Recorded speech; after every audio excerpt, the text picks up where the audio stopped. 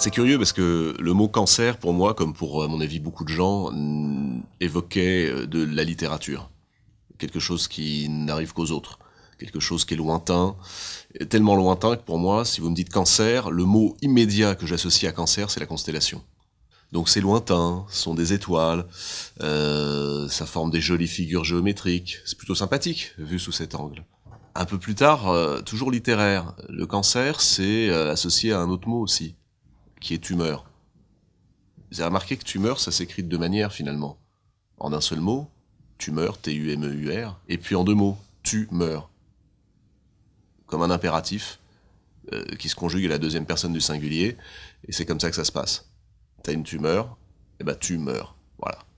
Et là, je dois dire que c'est curieux parce que j'avais vu ça, pour tout vous dire, ça m'avait sauté aux yeux dans un livre qui doit dater d'une dizaine d'années, qui était le livre de Michel Onfray, qui s'appelle Féeries anatomiques, qui est un livre exceptionnel, parce que Michel Onfray, à la fois en philosophe et en écrivain, racontait à la première personne du singulier un certain nombre d'expériences qui célébraient le corps. Dans une époque où on a tendance à le brider, hein, où le corps on le cache, où on le torture, je veux dire, y compris avec un certain nombre de choses qu'on s'impose pour être à la mode, mince, comme il faut. Et c'est un livre que je recommande vraiment à tout le monde parce qu'il permet à chacun de s'inventer, de se sculpter soi-même et de se réapproprier aussi son propre corps. Il faisait ce jeu de mots qui peut sembler être un mauvais jeu de mots, mais qui en réalité agit comme un révélateur, comme une espèce de décharge électrique. Et tout à coup, on se dit, mais oui, le cancer n'est pas seulement un mot lointain, aussi loin que des étoiles froides et mortes. C'est quelque chose qui a une réalité et qui se conjugue malheureusement à l'impératif et peut-être bien au présent.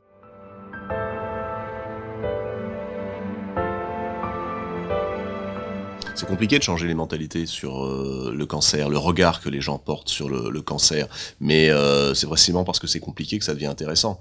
Et de mettre aussi dans la boucle et dans ce défi ceux qui travaillent les mots, les écrivains, ceux qui sont parfois capables de trouver les bons mots, vous voyez, au bon moment, pour à la fois raconter une expérience, pour partager des émotions et pour dire des choses à ceux qui sont touchés, qui sont atteints. Mais c'est compliqué, il y a effectivement une vraie réflexion, à mon avis, à engager là-dessus. Ce qui me frappe, voyez-vous, c'est que on vit dans un pays, tout de même, où on cloisonne tout. C'est-à-dire qu'au lieu de réunir les gens et les forces en puissance, on les cloisonne. Vous savez, c'est un petit peu d'ailleurs comme c'était déjà le cas à l'école. Vous avez ceux qui vont faire médecine et qui vont un jour peut-être trouver un remède contre le cancer, ou qui, au jour le jour, nous soignent de nos cancers. Et puis vous avez de l'autre côté les littéraires. Sauf que ces gens-là, si on les mettait ensemble, je pense vraiment qu'on réussirait non pas à le guérir, le cancer, mais au moins à changer le regard que les gens de la société portent sur les malades, sur la recherche, sur le mot même cancer. Vous savez, on a une certaine tendance, nous, tous, à prendre ce mot, à le transformer en poussière, et à mettre la poussière sous le tapis, en se disant comme ça, bon débarras, sauf que elle est toujours là, et puis elle se reconstitue. Je crois beaucoup à l'union des forces. Il y a de plus en plus d'ailleurs, et ça c'est à signaler, de chercheurs, de la jeune génération, c'est-à-dire des gens qui ont entre 30 et 50 ans, formés différemment, qui sont dans cette pluridisciplinarité, c'est-à-dire qui écrivent des travaux de recherche très clairs pour le grand public, et qui vont chercher des références, même parfois un petit peu littéraires, qui essayent de confronter la fiction à ce que eux trouvent dans le cœur du réacteur, le dur. Et ça, je pense que ce sont des choses qui sont absolument utiles. Il y a un certain nombre également de regards de philosophes et de psychologues sur cette question, qui jusqu'à présent n'était considéré que comme étant un accompagnement thérapeutique. Or c'est faux, il faudrait que ce soit bien en amont. Il y a de plus en plus de récits aussi, et d'écrivains qui s'emparent de ça. C'était pas le cancer, mais je pense par exemple que cette année il s'est passé quelque chose de très important dans le domaine de la littérature, en 2014, qu'on n'a pas assez signalé. C'est que l'un des plus grands succès de librairie est un immense roman qui parle précisément de la médecine. C'est Réparer les vivants de Maëlys de Kerangal. Je ne sais pas si vous avez lu ce livre qui est sorti en janvier dernier chez Vertical, qui s'est vendu à plus de 200 000 exemplaires, qui a raflé une dizaine de prix de lecteurs et de libraires, et qui raconte l'histoire d'une transplantation cardiaque. Mais oublions que c'est une transplantation cardiaque, ça pourrait aussi bien être un cancer. Parce que ce qu'elle raconte, à plusieurs voix, c'est le destin des gens qui sont confrontés à ça. À la fois les soignants, mais aussi ceux qui subissent, les patients. Et tout cela avec des mots d'une telle beauté qu'il bouleverse qui le lit. Peu importe que ce soit un homme, une femme, un jeune, un vieux, malade ou pas, vous lisez ça, vous le prenez en pleine face. Ça, ce genre de roman, c'est une fiction, c'est pas autobiographique. Ça, je crois que ça changerait, et que ça change profondément le regard qu'on porte sur les choses. C'est-à-dire que tout à coup, et c'est ça la puissance du roman, la force d'un romancier, tout à coup, un domaine dont je ne connais rien, qui m'est d'ailleurs un petit peu lointain et étranger, devient lumineux, clair, percutant, grâce à des mots, en un certain ordre assemblé, qui crée en moi une émotion, un bouleversement, et là je me dis, non, maintenant il va falloir que je me pose vraiment un certain nombre de questions, et les bonnes. Donc je crois beaucoup que ce qui permettrait, pour répondre à votre question, peut-être de changer un tout petit peu le regard qu'on porte sur cette maladie, c'est l'union de toutes ces forces. Les romanciers qui ont les mots, les scientifiques qui cherchent la chose.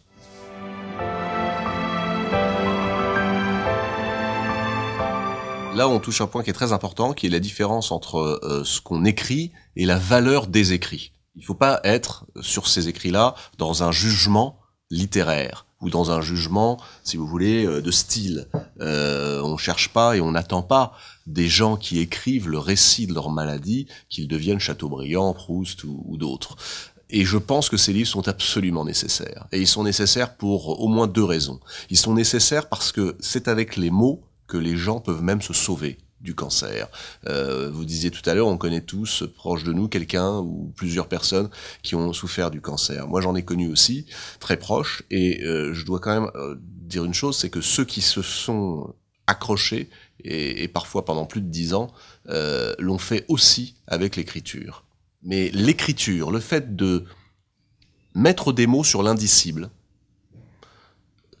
de trouver le mot juste pour ce qu'on ressent et ce qu'on traverse, ça, je crois profondément que c'est partie de ces forces de l'esprit qui peuvent aider le corps. Donc oui, il faut encourager tous ceux qui sont atteints à écrire, mais aussi à se dire, attention, en écrivant, j'utilise l'écriture comme une thérapie, sans prétendre faire de la littérature, parce que sinon il risque d'être déçu.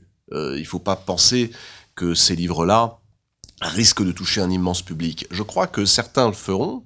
C'est une question à la fois de talent, d'opportunité, de moment de publication. Vous savez, c'est très mystérieux le succès.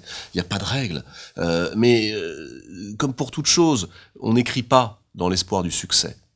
On écrit parce qu'on a besoin de le faire, parce que c'est dans les tripes, parce que c'est au fond de vous et parce que ça vous démange. Si ça a du succès, tant mieux.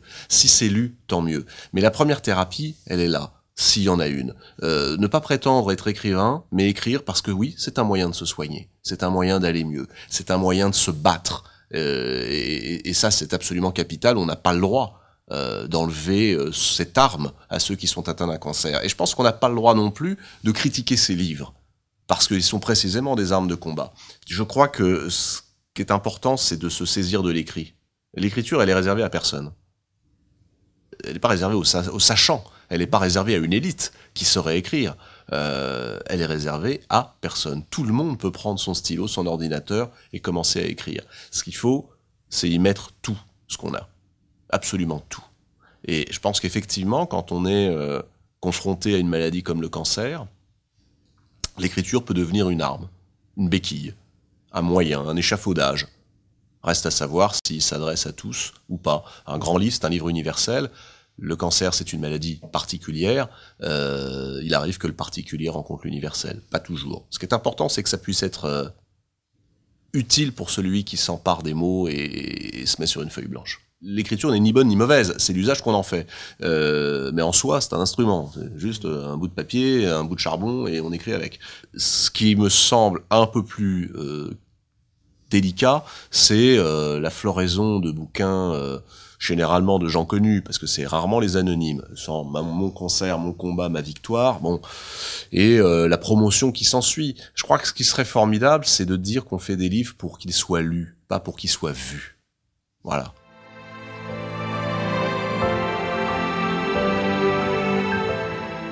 Ce qui me fait me lever chaque jour pour avancer, c'est deux choses. Un, le sentiment de la brièveté de la vie. Et deux, la joie immense qui découle du premier point. Puisqu'on a peu de temps, puisque la vie est courte, faut pas qu'elle soit petite. Faisons des grandes choses, faisons des choses qui nous dépassent, faisons des choses inattendues, faisons des choses qui sortent de la routine, tentons l'aventure, quelle qu'elle soit. Elle est jamais la même pour tout le monde, elle est à la portée de ce qu'on peut faire. Parfois, ça peut être tout simplement, encore une fois, de prendre la route et de partir au bout du monde. Pour d'autres, ça va être de lire des livres, pour d'autres encore de faire des films, pour je sais pas. Moi, c'est ça, c'est cette idée-là qui me stimule. Mais derrière ça, oui, il y a aussi, oui, je bouillonne un peu, c'est-à-dire que il y a une idée aussi qui me tient très à cœur, c'est le partage de la culture. C'est de décloisonner l'idée reçue et mal reçue, qui est complètement créée, complètement factice, qu'il y aurait un accès ou pas à la culture, que des gens pourraient s'en passer. Attendez, vous pouvez très bien vivre sans cinéma, vous pouvez très bien vivre sans musique, vous pouvez très bien vivre sans poésie, sans philosophie, sans littérature. Vous pouvez, mais moins bien. Ça c'est sûr. Donc si vous voulez vivre mieux, il vous faut tous ces trucs-là. Toutes ces choses qui a priori semblent inutiles. Des films, des livres, Pourquoi ? Parce que ça crée de la joie, parce que ça contourne les glissières de sécurité, parce que dans une société où on a mis comme un mot tabou, et alors qu'on n'a pas le droit de dépasser, principe de précaution, c'est le grand dogme, la grande idéologie, c'est ça. On vous apprend le principe de précaution. Écoutez, c'est sûrement très valable en médecine, mais dans la vie, c'est terrifiant. J'ai pas du tout envie d'être précautionneux, ni prudent. Les prudents, il y en a plein dans les cimetières. On sera prudent quand on sera mort. Vivons. Non mais c'est vrai. On parle du cancer. Justement, précisément. C'est une manière de lutter. Et je suis aussi convaincu que c'est une manière d'aider ceux qui en souffrent. De leur rappeler que non, rien n'est fini et on n'est pas battu tant que le dernier souffle n'a pas été lâché. Et ça, je crois que c'est très important. Or, la culture, et notamment la lecture, encore une fois, est l'une des armes qui permet de se battre, qui permet de se relever, qui permet de se construire, qui permet de s'inventer, qui permet même de se réinventer quand on a été mis par terre par la vie, par le quotidien, ou par la maladie et la bestiole. Ça, j'y crois énormément. Donc ouais, je me bats aussi un peu contre cette idée que la lecture serait réservée à certains, que la littérature serait l'apanage d'une élite. Non, c'est pas vrai. La lecture, tout le monde peut tomber dedans, de la bande dessinée aux livres pour enfants, en passant par les récits de voyage, la littérature amoureuse, le polar, la science-fiction, l'espionnage, tous les genres, si vous voulez. Moi, je crois beaucoup que la vraie force, c'est de se projeter dans autre chose que ce qu'on est, de vivre d'autres vies que la nôtre. Et qu'est-ce qui vous permet mieux de vivre d'autres vies que la vôtre que la lecture ?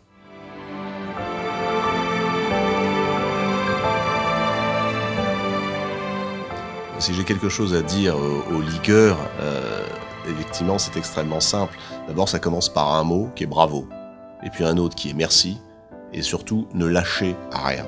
Ne croyez pas ceux qui vous disent que ça ne fonctionne pas, que ça ne marche pas, que c'est pas assez, que c'est pas suffisant. Continuez, ne lâchez rien.